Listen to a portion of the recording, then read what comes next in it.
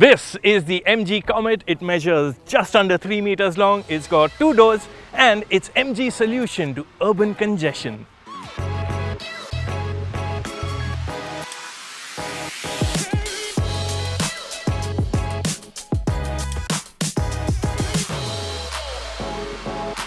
The big idea is to go small. It's an idea that MG feels will resonate with people with most of their running within heavy traffic in city confines. A small footprint and the ease of use it brings is one side of the equation. The Comet is fully electric too, so there's also the lure of low running costs. So, could this be the right-sized urban model for you? Let's approach the Comet with an open mind. In size and look, the Comet is unlike anything else out there. It's tiny, and at just over 2.9 meters long and 1.5 meters wide, it's got a smaller footprint than a Tata Nano even. At the same time, the Comet is compact SUV tall and rides on small 12-inch wheels, so overall proportions are off. Then again, it's not meant to be a thing of beauty. The way I see it is as a transportation device. To some, it'll be cute, to some quirky, to some plain odd. What I can tell you is that it's really well finished and there are some cool, premium and distinctive touches to embellish the space-efficient mono-volume shape. The LED headlights are nicely detailed, the MG logo up front lights up, and there's a full-width light bar that flows towards the wing mirrors. At the sides, the window line uniquely drops down at the rear quarter glass, which benefits the feeling of space inside, as we'll learn shortly. The tail lights are again nicely detailed, and there's an LED light bar at the back as well. No rear wiper though. The Comet can be had in black, silver and white solid colors, or with a black roof in white or this cheerful shade of apple green.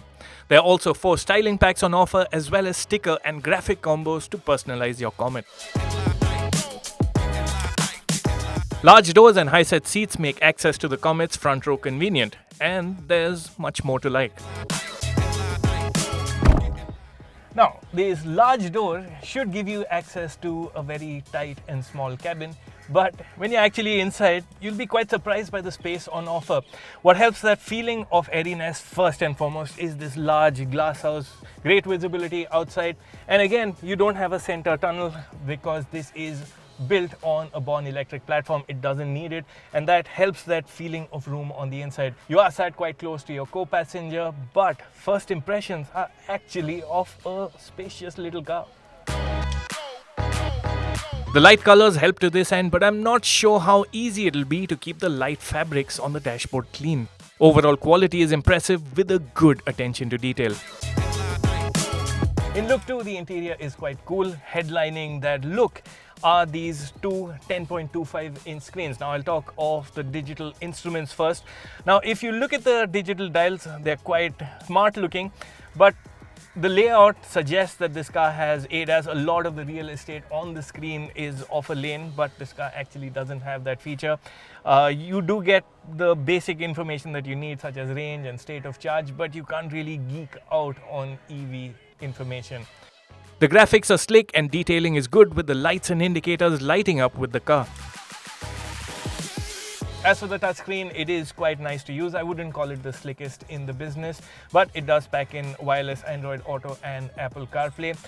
You can also customize the display with widgets, so anything of importance that you want in clear sight can be moved right to the page. So I have got the battery indicator and climate control display right up front.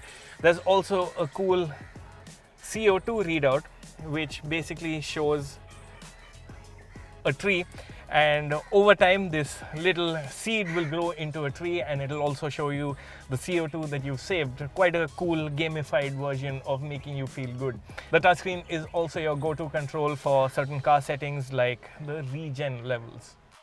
Aside from that, it also packs in voice commands, and you get MG's eSIM based connectivity suite. Other features include a reverse camera, their front power windows, the buttons for which sit between the front seats near the rotary gear selector.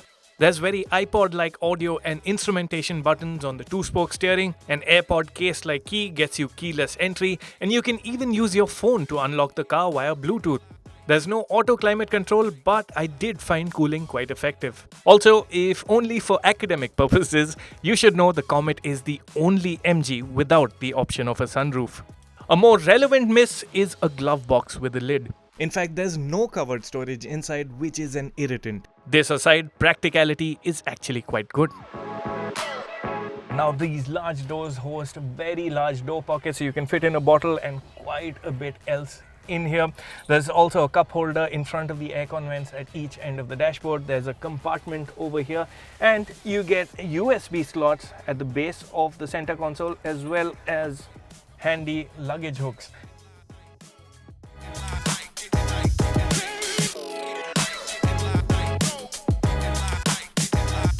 Comfort-wise, most people sitting up front won't have a problem either.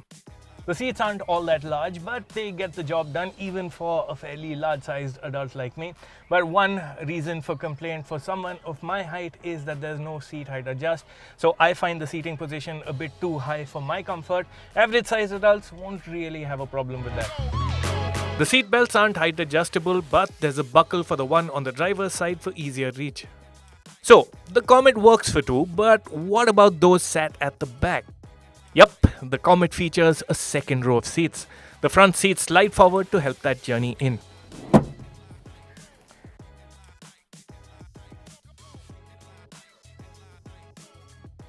So, getting into the second row of the Comet was much better than I'd expected, as is space. Now, I would call this probably better than the third row of many 7-seat SUVs, which is a good starting point. What helps the feeling of space is this large window, and even for someone of my size, I'm just under 6 feet tall. The front seat is set to my driving position. I have enough room, there's enough room for me to tuck my feet under the front seat, and yeah, I am sat very close to the front seat, but I think on a intra-city journey of 30 to 40 minutes, I really will be okay. Before you ask, the rear windows don't open and there's no space for a third passenger at the back. Now, amenities at the back, well, there aren't any. You get a seat belt and you get non-adjustable headrest, which is a bit of a bother for someone who is of my height. Whiplash protection could be an issue in an impact. The other thing of concern, rear windscreen is really close. The last bit also manifests in very limited luggage space. There's only enough space for a laptop bag and the charging cables with all seats up. The rear seat back splits 50-50 and folds should you need more room. The bonnet, if you can call it that, opens, but there's no storage space up front. As on the ZS EV, the charging socket is located up front behind the MG badge.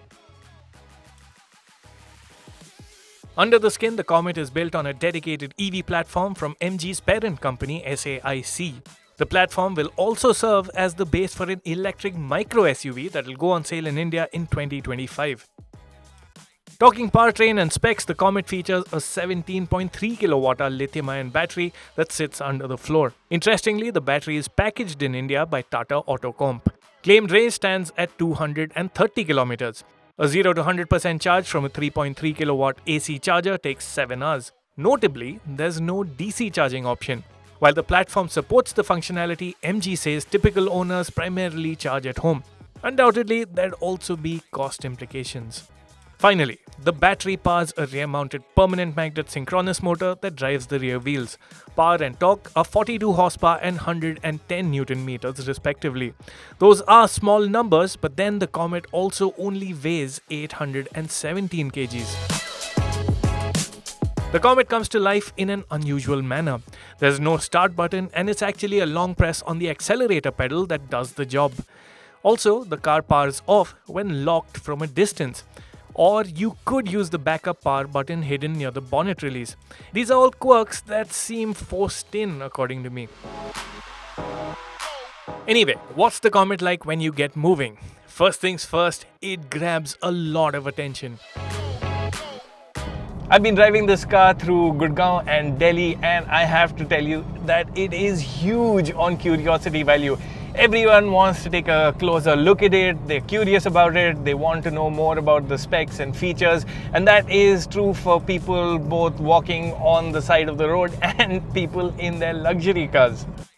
Well, so here's what it's like on the move.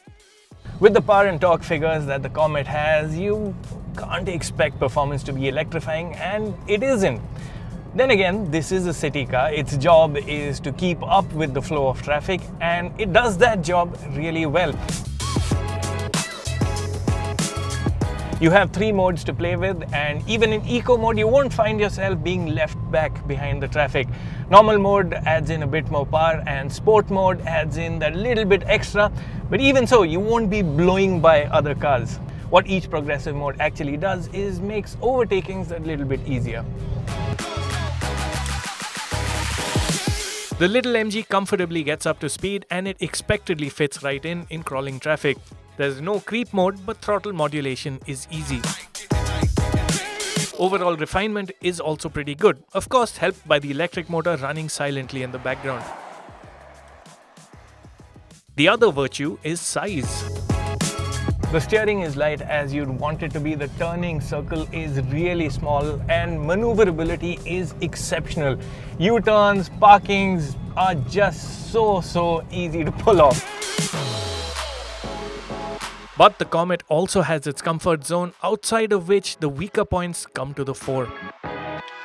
The Comet feels its best at average city speeds and on well-paved surfaces, because as soon as you go over a pothole, an expansion joint, or even a rumbler strip, you will feel it in the cabin. There is a harshness with which the suspension functions, and that judder comes right through your seat. Speed breakers are a particular weakness for the Comet. It really bounces over them, and that bounciness is most amplified at the back. You have to remember there's only so much cushioning those dinky-sized tires can give you. High-speed manners are also not confidence-inspiring.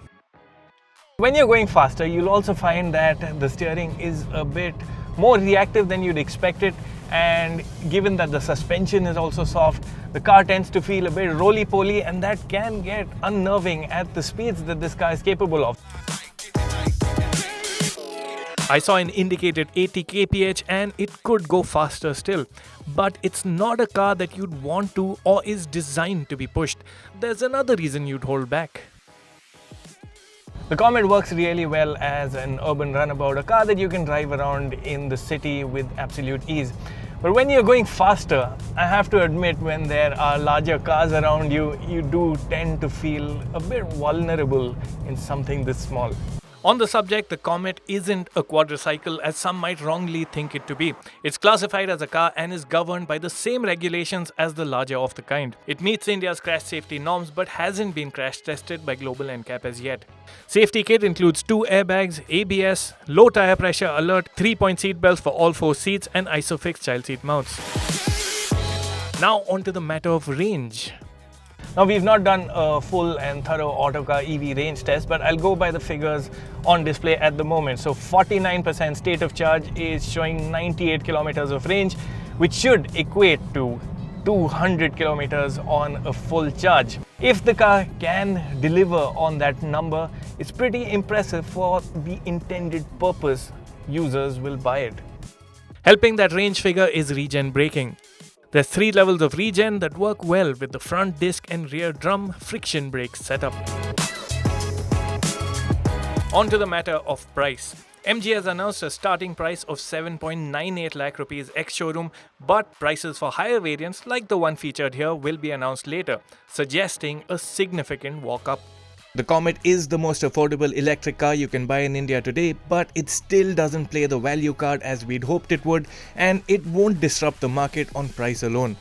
On the plus side, running and maintenance costs promise to be really low. But let's zoom out to the question we want to answer. Is the MG Comet the car for you? For the typical car buyer looking for an all-in-one package, the answer is no. The MG's absence of rear doors, limited cabin space, and compromised luggage room just won't cut it. At a more basic level, the tiny MG just won't be on the radar for anyone who equates car size with prestige. A regular petrol hatchback or a Tata Tiago EV, if electric is a must, are the sort of models that this majority will find a match in. The Comet is for buyers who are very clear about their use case. They want a convenient car for short hops in the city, often with just a passenger or 2 more. Tight parking and jam-packed roads are ever-present hassles. Even for this set of buyers, the Comet is not an ideal only car. As a second or third car though, the Comet clicks. Because, unburdened by the need to be transport for the family, the car for road trips, or even for airport runs, the Comet actually shines as a great tool for urban commuting. And at its very core, that's precisely what it is, a tool for urban commuting.